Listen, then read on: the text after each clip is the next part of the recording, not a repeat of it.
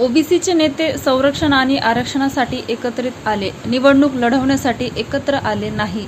प्राध्यापक लक्ष्मण हाके. पत्रकार परिषद घेत प्राध्यापक लक्ष्मण हाके यांनी दिले स्पष्टीकरण.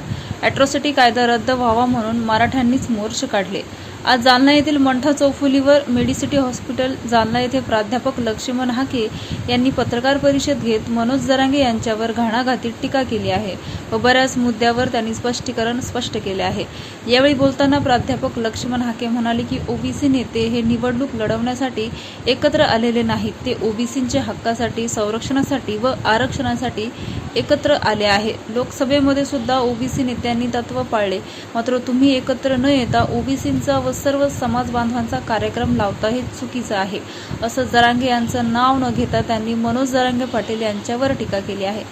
तसेच ज्यावेळेस सर्व ओबीसी नेते व ओबीसी समाज बांधव एकत्र आले त्यावेळेस तुम्ही आम्हाला म्हणता की निवडणूक जिंकण्यासाठी एकत्र आले आणि ज्यावेळेस तुम्ही एकत्र येता इथली व्यवस्था हातात घेण्यासाठी, निवडणूक जिंकण्यासाठी एकत्र येतात तेव्हा नाही का? तसेच तुम्ही एकीकडे म्हणता की दलितांना आम्हाला मतदान केले, मुस्लिमांनी आम्हाला मतदान केले, मात्र त्याच दलितांचा जो संरक्षणाचा कायदा आहे तो म्हणजे अॅट्रॉसिटी कायदा, हा अॅट्रॉसिटी कायदा बंद व्हावा म्हणून तुम्हीच राज्यभर शेकडोच्या संख्येने मोर्चे काढले व अॅट्रॉसिटी कायदा बंद करावा अशी मागणी केली.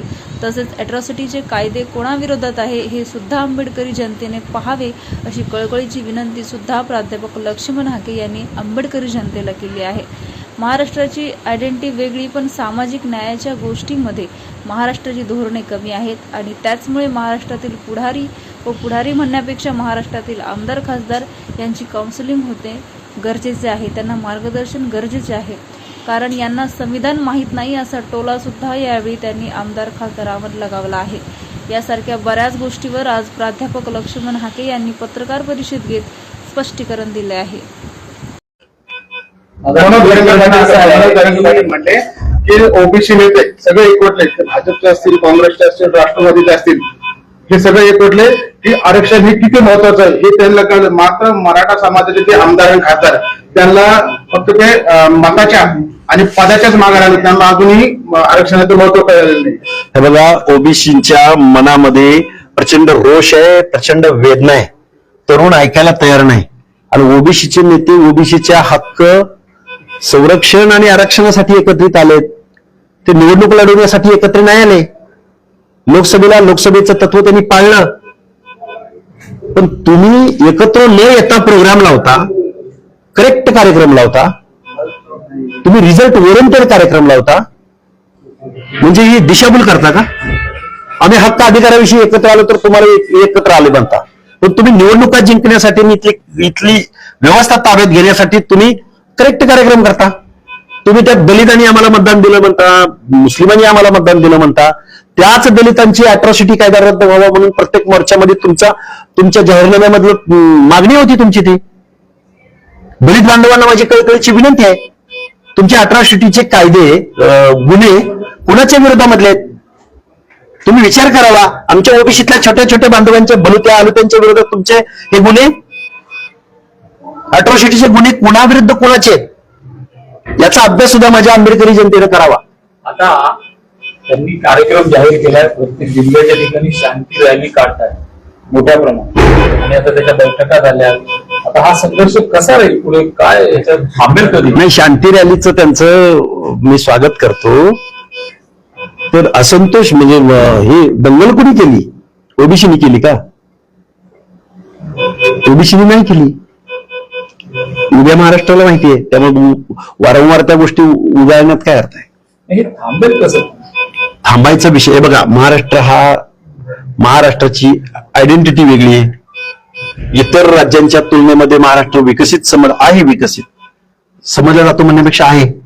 पण सामाजिक न्यायाच्या बाबतीमध्ये महाराष्ट्राची धोरणं, महाराष्ट्रातले पुढारी म्हणण्यापेक्षा आमदार खासदार यांचं कुठेतरी काउन्सिलिंग होणं आवश्यक आहे. मी वारंवार या गोष्टीवर प्रेस देतोय. या लोकांना संविधान माहित नाही. या लोकांना आमच्या शाळेतल्या मुलांना तुम्ही प्रियांबल म्हणून घ्यायला लावता. ते प्रियांबल मधलं अर्थ या लोकांना, यांची शाळा घेतली पाहिजे या विधानसभेमधल्या लोकांची. काय त्यांनी माझ्यावरती हक्कभंग आणला, काय आणला, मला शिक्षा करायची असेल तर करू द्या, मी त्या गोष्टीसाठी तयार आहे. पण संविधान काय आहे, सामाजिक न्याय काय आहे, बाबासाहेब फुले शाहू आंबेडकरांना काय अपेक्षित होतं, आणि जी लोक आम्हाला यातूनच पाहिजे ना, आम्हाला असंच पाहिजे म्हणतात ना, ते लोक ह्या कायद्याच्या जजमेंटकडं, सुप्रीम कोर्टाच्या जजमेंटकडं, हायकोर्टाच्या जजमेंटकडं, आयोगांच्या वेगवेगळ्या गोष्टींकडं ही लोक सोयीस्करपणे दुर्लक्ष करतात. ही लोक आपल्या विधानसभेतल्या, लोकसभेतल्या प्रतिनिधित्वाकडे दुर्लक्ष करतात. ते कोऑपरेटिव्ह सेक्टर मधल्या रिप्रेझेंटेशन इकडे पद्धतशीरपणे दुर्लक्ष करतात. मग मी काय म्हणतो या महाराष्ट्रातल्या मुख्यमंत्र्यांना, एकदा आम्हाला कळू द्या की आमचे सुताराचे, लोहाराचे, कुंभाराचे किती कलेक्टर आहेत या देशामध्ये, माझ्या महाराष्ट्रामध्ये. एकदा कळू द्या धनगराचे खासदार किती आहेत. एकदा कळू द्या बंजारा, वंजारी, कोण माळी, कोण जे म्हणतात ना, ह्यांनी लय खाल्लं, एवढं वर्ष खाल्लं, ह्यांनी खूप. अरे काय रिझर्वेशन ही पंचायत राजमधलं आणि शिक्षण नोकऱ्यामधलं एंट्री पॉईंटचं सगळ्या लोकांना समतेचं समन्यायी तत्व प्रभावीपणे राबवण्यासाठी रिझर्वेशन ही पॉलिसी आहे. एकूणच वाढीव